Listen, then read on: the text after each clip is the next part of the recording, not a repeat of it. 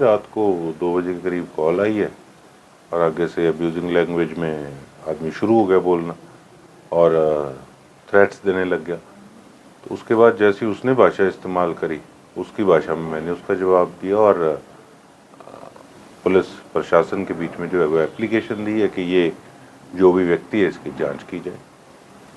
Sir, आपने सवाल भी उठाया है पुलिस प्रशासन पर भी, रात को सो जाते हैं, रात को फ़ोन नहीं उठाया जा रहा है, क्या कहेंगे? नहीं, SHO साहब चेंज हो गए एक्चुअली, तो वो कई बार बीच में से उस तरीके की चीज़ें हो जाती है। मुझे सुबह पता लग गई थी और SHO साहब ने बाकायदा आज सारी जो है वो रिटन में स्टेटमेंट ली है। मैंने बगैर किसी नाम के फ़ोन नंबर दिया है कि ये इस नंबर से कॉल आया और इसने इस प्रकार से भाषा का इस्तेमाल किया और मुझे थ्रेट देने का काम किया। और जब दूसरी तीसरी कॉल थी फिर उसी के शब्दों में मैंने भी उसका जवाब दिया। सर देखिए, अब ये तो सरकार ने देखना है कि अगर 90 उनके मेंबर्स हैं विधानसभा के तो किस प्रकार से उनको सिक्योर रखना है, और उसके बाद अगर उनको ही ना सिक्योर रख पाए तो फिर आम जनता क्या अपेक्षा इस चीज़ से कर सकती है कि सरकार उनकी जीवन को लेके, उनकी सिक्योरिटी को लेके गंभीर है या नहीं है। विधायक जी, आपको पहले भी थ्रेट मिली थी, उसके बाद आपको सिक्योरिटी भी मिली है, लेकिन उसके बाद इस तरीके की धमकियां फिर से मिलना किस तरीके का संकेत दे रहा है? नहीं, ये कोई इसमें कोई वो क्या कहते हैं, ये तो तफ्तीश करेंगे तो पता लगेगा कि क्या मामला है। अब ठीक है, पॉलिटिशियन है, प्यार करने वाले भी बहुत होते हैं, तो ठीक है, उन्होंने भी प्यार दिया, फिर मेरे से भी बाद में प्यार लिया फ़ोन पे, ठीक है, हमने अपना काम किया। देखिए, वैसे तो जो पार्टियां बनती हैं उनकी विचारधारा, उनका बेस, उनका काम करने का सिस्टम जो शुरू से चलती आ रही हैं बड़े सालों से, वो पॉलिटिकल सिस्टम और हिसाब का है। लेकिन आजकल जो ये जेनजी जो कहते हैं, उस प्रकार से बड़ी चीज़ें अब जो है वो सोशल मीडिया के माध्यम से चलती हैं और उसका एक बहुत बड़ा उदाहरण ये मुहिम भी दिख रही है।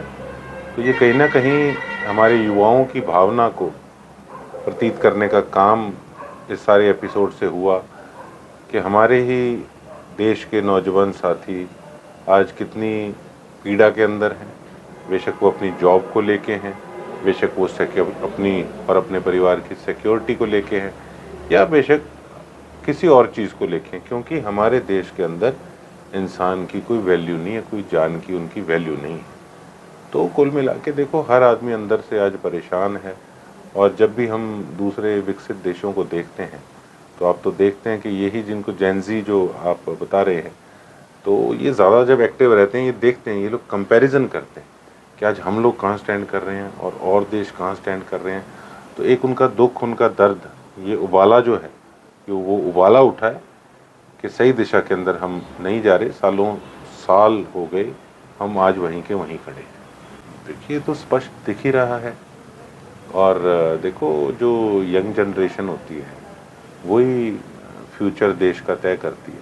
अगर वही आज खुश नहीं है, वो अपने आप को आज हमारे देश के अंदर एक कॉकरोच उनको अपने आप के बारे में संज्ञा देनी पड़ी, तो आप सोचो कि उनकी पीड़ा किस प्रकार से कितनी बड़ी होगी। लगातार पेट्रोल और डीजल के रेट बढ़ रहे हैं, किस तरीके से देखते हैं आप? पिछले एक हफ्ते के अंदर लगभग 5 से 6 रुपये प्रति लीटर डीजल और पेट्रोल का रेट बढ़ा है। देखिए, आम आदमी, मैं तो यही कहूँगा, उनकी जीवन पे बहुत बड़ी मार जो है वो दिन प्रतिदिन पड़ रही है। वो ये आमदनी है नहीं, आमदनी ख़त्म होती जा रही हैं और महंगाई इस प्रकार से बढ़ रही है।